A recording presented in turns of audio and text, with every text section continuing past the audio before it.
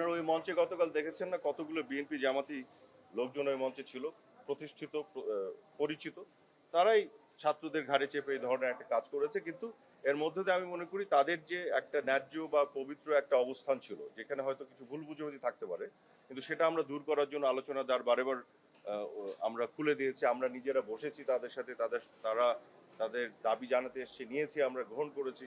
এই যে আলোচনা এবং যে সংযোগটা ছিল শান্তিপূর্ণভাবে, এইটাকে বন্ধ করে তারা সন্ত্রাসীদের কবলে পড়ে গেল। আজকে থেকে সন্ত্রাস শুরু হয়ে গেল।